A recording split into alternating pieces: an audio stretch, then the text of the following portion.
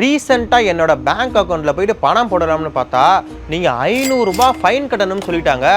என்ன பண்ணுறதுன்னு தெரியாமல் பேங்க்கில் வேலை பார்க்குறவங்க தெரிஞ்சவங்க கிட்ட கேட்டால் உன்னை யார் 2 பேங்க்கில் அக்கௌண்ட் வச்சுருக்க சொன்னான்ற மாதிரி கேட்குறாங்க. அதே போல் என் ஃப்ரெண்டு 2 பேங்க்கில் அக்கௌண்ட் வச்சுருக்கனால அவன் ரொம்ப வருஷமாக சேர்த்து வச்ச பிஎஃப் பணத்தை அவனாலே எடுக்க முடியல.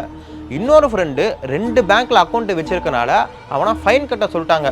இந்த மாதிரியான பிரச்சனைகள் நாளை பின்ன உங்களுக்கும் நடக்கிறக்கான வாய்ப்புகள் நிறையவே இருக்குது. கண்டிப்பாக எல்லாருமே 2-3 பேங்க்கில் அக்கௌண்ட் வச்சுருப்பீங்க. சில பேர் 4-5 பேங்க்கில் கூட அக்கௌண்ட் வச்சுருப்பீங்க. இப்படி வச்சுருக்கனால என்ன மாதிரியான பிரச்சனைலாம் நீங்கள் ஃபேஸ் பண்ணுவீங்க, அதுலேருந்து எப்படி தப்பிக்கிறது, இதை பற்றி தான் இந்த வீடியோவில் பார்க்க போகிறீங்க. ஆஃபீஸில் வேலை பார்க்குற என் ஃப்ரெண்டு ஒருத்தனுக்கு அவனுக்கு தெரிஞ்ச ஒரு ஃபோன்பேல 2000 அனுப்பியிருக்காரு. ஆனால் அந்த பணத்தை அவனால் உடனே எடுக்க முடியல. ஏன்னா அவன் ஒரு பேங்க் அக்கௌண்ட் ஓப்பன் பண்ணியிருக்கான். அந்த பேங்க் அக்கௌண்ட்டை ஃபோன்பேயோட லிங்க் பண்ணிட்டு யூஸ் பண்ணிகிட்டே இருந்திருக்கான். கொஞ்சம் வருஷம் கழிச்சு அவன் அந்த பேங்க் அக்கௌண்ட்டை யூஸ் பண்ணுறதும் இல்லை, ஃபோன்பேயும் அன்இன்ஸ்டால் பண்ணிட்டான். ஆனால் பணம் அனுப்பின அவர் ஃபோன்பேயில் போய்ட்டு அவன் நம்பரை போட்டு பார்க்கும்போது இவன் நம்பர் வந்திருக்கு. ஏன்னா அவன் வந்து ஆல்ரெடி லிங்க் பண்ணி வச்சுருக்கான்ல, அந்த நம்பருக்கு பணம் அனுப்பிட்டாரு. ஆனால் இவன் பேங்க்கு சம்மந்தமான எதையுமே ஏடிஎம் இப்படி எதையுமே இல்லாதனாலையும் ஃபோன்பே யூஸ் பண்ணாதனாலையும் அந்த பணத்தை அவனால் உடனே எடுக்க முடியல. அதுக்கப்புறம் லிங்க் பண்ணதுக்கப்புறம் அந்த அக்கௌண்ட்டை வந்து எடுத்துட்டான். பட் சில நேரம் அந்த அமௌண்ட் இருக்குது பார்த்தீங்களா, இது பேங்க்காரங்க ஃபைன் அமௌண்ட்டாக எடுக்கிற கூட வாய்ப்பு இருக்குது. அடுத்து என் ஃப்ரெண்டு ஒருத்தன் 2017 ஃபஸ்ட்டு வந்து வேலைக்கு ஜாயின் பண்ணுறான். அவனோட சேலரியிலேருந்து பிஎஃப் அமௌண்ட்டுங்கிறது கொஞ்சம் பிடிப்பாங்க. இந்த அக்கௌண்ட்டில் கிரெடிட் ஆகணும் அப்படின்ற மாதிரி ஆப்ஷன் கேட்பாங்க. இவனும் அவனோட இந்தியன் பேங்க் அக்கௌண்ட்டை வந்து லிங்க் பண்ணுறான். இப்போ ரீசெண்டாக பிஎஃப் அமௌண்ட் எடுக்கலாம்னு பார்த்தா அந்த பிஎஃப் அமௌண்ட்டு எதில் கிரெடிட் ஆகும், அவனோட இந்தியன் பேங்க்கில் கிரெடிட் ஆகும். ஆனால் அவன் இந்தியன் பேங்க்கை இப்போதைக்கு அவன் யூஸ் பண்ணுறதே இல்லை. பேங்க்கு சம்மந்தமான ஏடிஎம் கார்டு, பாஸ்புக் இப்படி எல்லாத்தையுமே மிஸ் பண்ணிட்டான்.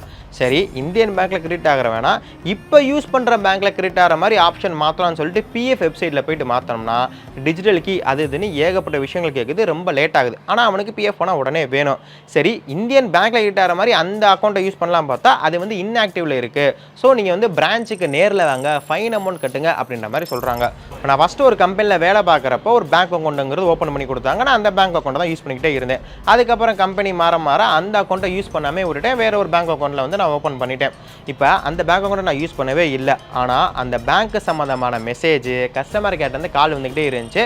சரி, நம்ம தான் அந்த பேங்க் அக்கௌண்ட்டை யூஸ் பண்ணவே இல்லை, அந்த அக்கௌண்ட்டை க்ளோஸ் பண்ணிடலாமே அப்படிங்கிறக்காண்டி அவங்களோட கால் பண்ணி கேட்டால் அக்கௌண்ட்டை க்ளோஸ் பண்ணுற மாதிரி இருந்தால் ஒரு குறிப்பிட்ட அமௌண்ட் நீங்கள் ஃபைன் கட்டணும் அப்படின்ற மாதிரி சொல்லிட்டாங்க. ஃபைன் அமௌண்ட் கேட்குறாங்களே, பேசாமல் அப்படியே விட்டலாம் அப்படின்னு பார்த்தா அது சில பிரச்சனை ஏற்படுத்துமா. அது என்னன்னா, நாளை பின்ன அந்த குறிப்பிட்ட பேங்க்கில் நம்மளால இன்னொரு அக்கௌண்ட் வந்து ஓப்பன் பண்ண முடியாமல் போகலாம், நமக்கு லோன் அமௌண்ட் கிடைக்க முடியாமல் போகலாம். இப்போ நம்ம எந்த பேங்க்கில் அக்கௌண்ட் ஓப்பன் பண்ணாலும் அந்த அக்கௌண்ட்டுக்கான சார்ஜ்.